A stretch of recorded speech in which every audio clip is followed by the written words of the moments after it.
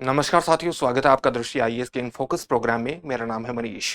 प्राचीन काल से ही यमुना नदी को एक जीवनदायिनी नदी माना जाता है, क्योंकि इसके द्वारा लाई गई उपजाऊ जलोढ़ मिट्टी के माध्यम से उत्तर भारत के विशाल गंगा यमुना मैदानों का निर्माण होता है, जो कि प्राचीन काल से ही भारत की खाद्य सुरक्षा को सुनिश्चित करने में विशिष्ट रहे हैं। लेकिन वर्तमान में यमुना नदी का पानी एक बड़े स्वास्थ्य संकट का कारण हो सकता है और साथ ही लोगों की आजीविका को भी नकारात्मक रूप से प्रभावित कर सकता है।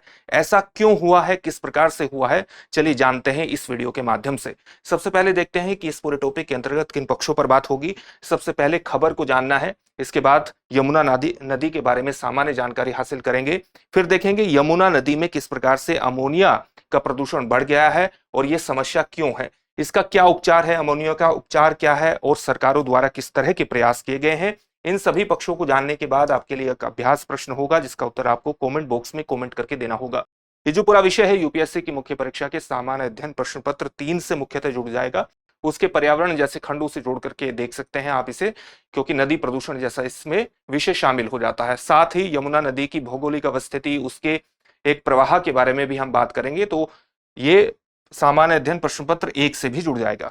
इस प्रोग्राम में आगे बढ़ें उससे पहले आप हमारे चैनल को सब्सक्राइब जरूर करिए, बेल आइकन दबाइए, ताकि सभी प्रोग्राम का नोटिफिकेशन आपको मिल सके, इन प्रोग्राम से जुड़ सके, इनका लाभ उठा सकें। साथ ही इन सभी प्रोग्राम की पीडीएफ फाइल आपको इन फोकस दृष्टि आईएएस के टेलीग्राम चैनल पर उपलब्ध कराई जा रही है। डिस्क्रिप्शन में दिए गए लिंक पर जाकर आप पीडीएफ फाइल डाउनलोड आसानी से कर सकते हैं।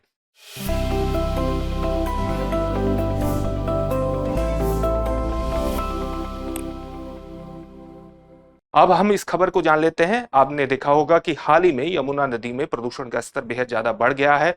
लगातार यमुना नदी से सफेद झाग की तस्वीरें आपके सामने आती रहती हैं। ऐसा क्या कारण है कि सर्दियों के मौसम में यमुना नदी में इस प्रकार के चित्र उभरने लगते हैं? इसका कारण सबसे बड़ा है अमोनिया, क्योंकि इस दौरान एक आप कह सकते हैं फ्रेश वाटर प्रवाह, यानी जो ताजे पानी का प्रवाह कम होने की वजह से, यानी सर्दियों में ताजे पानी का प्रवाह जैसे ही कम होता है तो अमोनिया की मात्रा बढ़ने लगती है। अमोनिया को ट्रीट करना बेहद ज्यादा मुश्किल हो जाता है, यानी उसका उपचार करना बेहद ज्यादा मुश्किल हो जाता है संयंत्रों के लिए। और यही कारण है कि सर्दियों में आपको इस प्रकार की तस्वीरें देखने को मिलती हैं। ये इसी कारण से ये पूरा टॉपिक चर्चा में भी है। अब हम यमुना नदी का एक सामान्य प्रवाह देख लेते हैं। यमुना नदी यहाँ उत्तराखंड का जो डिस्ट्रिक्ट है उत्तर काशी में यहाँ यमुनोत्री से निकलती है। यमुनोत्री जो ग्लेशियर है उससे निकलती है और फिर ये हरियाणा, यानी उत्तराखंड, हिमाचल प्रदेश, हरियाणा और दिल्ली से होते हुए उत्तर प्रदेश में प्रवेश कर जाती है। और इस प्रकार यहाँ संगम में प्रयागराज में ये गंगा नदी से मिल जाती है और संगम में इसका सम्मेलन हो जाता है गंगा नदी में। इसकी जो मुख्य सहायक नदियां हैं वो कौन कौन सी हैं? एक इसकी मुख्य सहायक नदी है चंबल, एक है सिंध, एक है बेतवा, एक है केन। ये इसकी मुख्य सहायक नदियां हैं और बाद में ये गंगा नदी में मिल जाती है। इसकी लंबाई कितनी है यमुना नदी की? 1376 किलोमीटर इसकी लंबाई है। साथ ही इस पर महत्वपूर्ण रूप से उत्तराखंड में और हरियाणा में बैराज भी बने हुए हैं। तो ये यमुना नदी की एक सामान्य अवस्थिति के बारे में जान लिया। इसमें प्रदूषण का स्तर कब से ज्यादा बढ़ना शुरू हुआ है?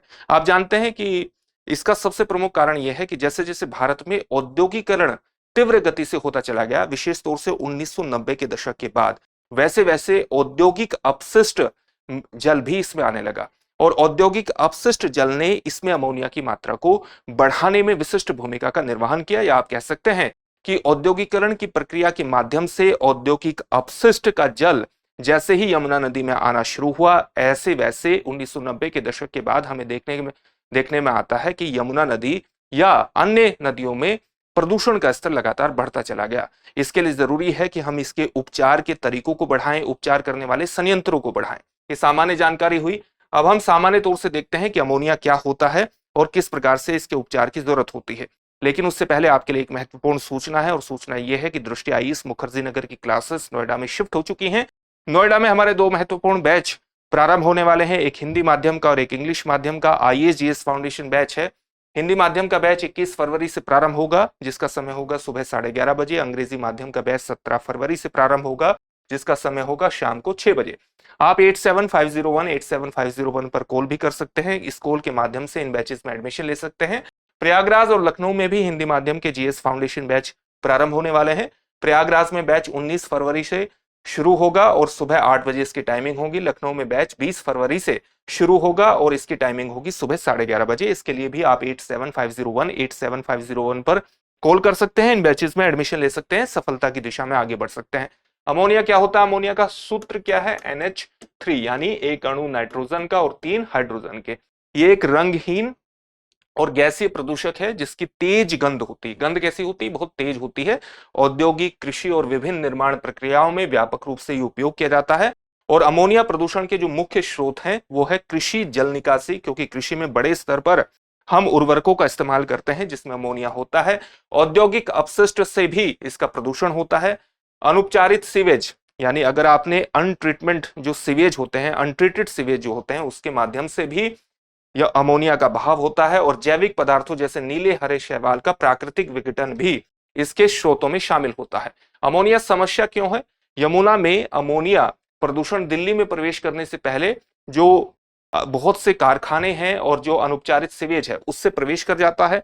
सर्दियों में क्योंकि ताजे पानी का प्रवाह है वो कम होता है, इसके कारण पानी में अमोनिया का स्तर बढ़ने लगता है, जिससे नदी के जल की गुणवत्ता पर प्रभाव पड़ता है और जो डिसॉल्व्ड ऑक्सीजन होती है उसकी मात्रा लगभग शून्य हो जाती है। दिल्ली के जो जल उपचार संयंत्र हैं, जो अलग अलग प्रकार के ट्रीटमेंट प्लांट लगे हुए हैं, उनकी जो क्षमता है वो केवल 1 पार्ट प्रति मिलियन ppm से अधिक अमोनिया स्तर को संभालने की नहीं है।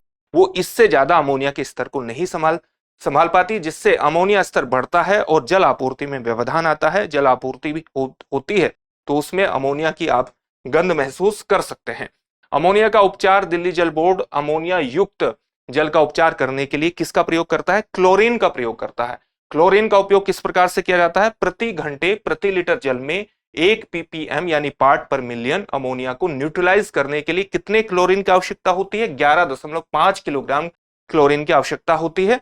सर्दियों में जब अमोनिया का स्तर बहुत ज्यादा होता है तो जल उपचार संयंत्र यानी जो आपके ट्रीटमेंट प्लांट हैं उनकी कार्य क्षमता में कमी आती है, जिससे उपचार प्रक्रिया बाधित होती है, कठिन हो जाती है और अमोनिया का स्तर लगातार बढ़ता चला जाता है दिल्ली के पानी में, या आप कह सकते हैं यमुना के पानी में। सरकारों ने इसके लिए प्रयास भी किए हैं। दिल्ली सरकार ने भी प्रयास किए हैं, हरियाणा सरकारों ने भी लगातार दीर्घकालिक समाधान के लिए स्थिर समाधान खोजने में प्रयास तो किए हैं, लेकिन लगातार स्थिर समाधान की तरफ कई तरह की कठिनाइयां भी महसूस की है। दिल्ली सरकार ने मार्च 2023 में वजीराबाद तालाब में एक इन सीटू, यानी जहां पर ये वजीराबाद प्लांट स्थित है, तालाब स्थित है, वहीं पर एक अमोनिया उपचार संयंत्र स्थापित करने का प्रस्ताव दिया था, लेकिन यह अभी चरण में है, विकासाधीन है, अंडर डेवलप्ड है। उसी प्रकार से प्रदूषकों के मिश्रण को रोकने के लिए कई पाइपलाइन परियोजनाएं भी हैं जो अभी पूरी नहीं हो सकी हैं। इससे भी स्थिति और ज्यादा जटिल हो गई है और इन सब कारणों ने सम्मिलित रूप से दिल्ली के पानी में, या आप कह सकते हैं कि यमुना के पानी में अमोनिया के प्रदूषण को विशेष रूप से प्रभावित किया है, उसके स्तर को बढ़ा दिया है और इसलिए ये संकट हमारे सामने आता है। अब इससे संबंधित एक प्रश्न देखते हैं। प्रश्न क्या है? यमुना नदी की प्रमुख सहायक नदियां कौन सी हैं? आपके ऑप्शन है चंबल, सिंध, बेतवा और केन। बी ऑप्शन है गंगा, सोन, यमुनोत्री। ऑप्शन सी है सतलुज, रावी, झेलम। ऑप्शन डी है गोमती, घाघरा या सरयू। इस प्रश्न का उत्तर आप हमें कमेंट बॉक्स में कमेंट करके जरूर दीजिए। फिर से एक नए सेशन में आपसे मुलाकात होगी। धन्यवाद। डियर व्यूअर्स, अपने एग्जाम की तैयारी को और बेहतर करने के लिए हमारे चैनल को लाइक, शेयर और सब्सक्राइब करना न भूलें।